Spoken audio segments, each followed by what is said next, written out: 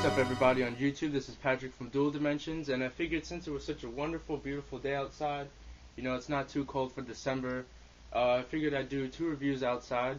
So this one, aside from the other one, is going to be Magic the Gathering.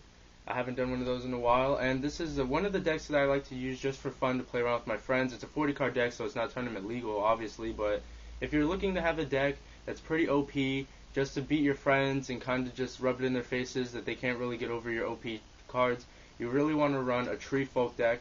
I'm running the black and green right now, splashing some Lorwyn, Morning Tide. I still have some Innistrad, so it's pretty mixed around with all the sets, but then again, it's not tournament legal, so this is strictly just for fun. So right here I have the 16 swamps forests. I run 8 of each, so 8 forests and 8 swamps inside of here. In my experience, 16 lands inside of a 2-color 40-card deck really suits the deck well, and you're really never going to run out of mana or get mana clumped if you shuffle correctly, so it's a good number to have. So for the creatures, I have the Seed Guide Ash, so you're going to pay 5 for 4/4 Treefolk, and when he dies, you get to search your deck for up to 3 forests, put them into play tapped. Really good source of mana. I should be running 2 of those. So they're really good, considering you're going to need a lot of mana to run this deck. A lot of Treefolks are pretty costly, but they have really good effects, so they're worth it. I have a Tree of Redemption, so you're going to pay 4 for the 0/13, and you can tap that, and it's also a Defender, and you can tap that to make your life equal to his toughness, which can help if you're below 13. Obviously, you can just keep making your life 13. It helps against burn decks a lot, because they're going to have to cast a lot of burn spells to take down the Tree of Redemption, and those are spells that they wasted on your tree instead of they could have been using on you. But if they decide to use the spells on you and not target the tree can just bring your life back to 13, and they wasted all of their spells. So it's pretty OP against burn decks. I run 2 Fendeep Summoners. You're going to pay 5 for a 3/5. Tap that, make 2 of your swamps 3/5 warriors until the end of the turn, Treefolk warriors, which is good. Good blockers. We got the Wickerbow Elders, obviously, in here. You're going to pay 4 for the 4/4, but it comes into play with a -1/-1 counter on it, and you can pay 1 to remove the -1/-1 counter, destroy target artifact or enchantment. 2 Orchard Wardens inside of here, 6 for the 4/6. And you're going to gain life equal to the equal to the toughness of any other Treefolk creature that enters the battlefield on your side, which is really good to gain that life back. I should be running 3 or 4 of these, but I have the Boss Banneret in here, staple for any Treefolk deck. Pay 2 for the 1/2 or 1/3, and your Treefolk and Shaman spells will cost 1 less. So it's obviously really good because it'll lower the cost of all your Treefolks and allow you to get them out easier. Reach of Branches I have in here. You're going to pay the 5 for a 2/5 Treefolk Shaman token, and whenever a forest enters the battlefield under your control, you can just take that card and put it back into your hand. So it's a really good recycling card to get out your 2/5 defenders. Lotus Cobra, obviously, in here I run 2. You're going to pay 2 for the 2/1, and whenever a land enters the battlefield under your control, it has landfall, so it allows you to add another mana to your mana pool, which will help with the cost of your Treefolks. I need to upgrade these. But, like I said, it's just for fun, so I run 4 Old School Rampant Growths, which will allow you to search your deck for a basic land card, put it into play tapped, and then shuffle your library, which is pretty good early game to build up your mana sources. These cards right here, this next creature I'm about to show you, is pretty OP. My friend before me ran a Treefolk deck, used 4 of these also, and it would just destroy any card your opponent would put on the field. You're going to pay the 6 for a 3/4 Thorntooth Witch.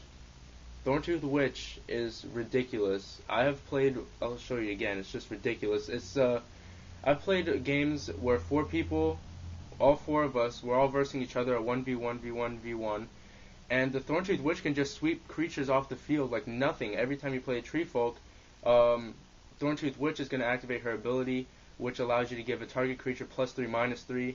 Those abilities can also stack, so you have the potential to be giving +12, -12, which can basically eliminate any creature in the Magic game, as long as they don't have effects such as Shroud and new things like that. But Thorntooth Witch is an amazing card to have in your Treefolk deck. She can sweep the field, You can also use her ability on herself to make her a 6/1, deal the 6 damage per Thorntooth Witch if they don't have any creatures on the field after you destroyed them all. So it's just an amazing card, and you need to have that card inside of your deck. I'm looking to get rid of this card, the Weed Pruner Poplar. So, I mean, the mana cost to me, you're going to pay 5 for a 3/3 that just gives -1/-1 until the end of the turn, each upkeep, on your upkeep.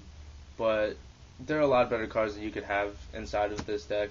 So, he's kind of, he's just filling in a space right now. And the last 2 creatures that I have inside of this deck, I need to be running at least one more in here, is the Dungrove Elders. Now, these cards get so powerful so quickly because half of your lands inside the deck are going to be forests, and what makes them even stronger is that when you have all your Boss Bannerets on there, you have your Lotus Cobras that can pay the mana for it, it only costs 3, and its power and toughness is equal to the number of forests that you have under your control. So this is a really, really, really excellent card. If you have a Boss Banneret or 2 Boss Bannerets, you can be playing this guy for 1, making him at least a 3/3 by that point of the game, and he has hexproof. So once he gets that powerful, you don't have to worry about Doomblade, you don't have to worry about Path to Exiles or other removal spells, and you don't have to worry about burn spells. There are a lot of things that this creature gets around. I really think this is an excellent creature to have inside of your Treefolk deck, inside of any deck basically. So it's a really good card. Some cards that I would consider putting inside of this Treefolk deck would probably be maybe a Coat of Arms, since they all are Treefolks. I'm going to have to get a Protector so that he can give them all hexproof, I believe, and he gives them all attack and attack and defense bonuses also to make them all stronger. So I mean, the Treefolk deck is really good if you can get the mana out. Getting those big Treefolks with excellent effects are really good. Also, another creature you might want to have is oh my god, what's his name? I forgot it. Oh, Dorn Siege Tower. Dorn Siege Tower, yeah, you're going to have to splash a little white in there if you want to have him, but then again, you have Lotus Cobra in there to fix that problem. But Dorn Siege Tower makes the creatures deal damage equal to their toughness instead of their power. So when you have creatures on the field, especially when you have, a Thorntooth Witch is alright, it'll be a 4/3. Her effect won't really be good for that. But with Reach of Branches, you'll be basically paying 5 for 5/5s that it goes back to your hand every time you play 4. So it's a really good card. So this was Patrick from Dual Dimensions. Like I said, 40 card Treefolk deck, really OP, really fun, but not tournament legal.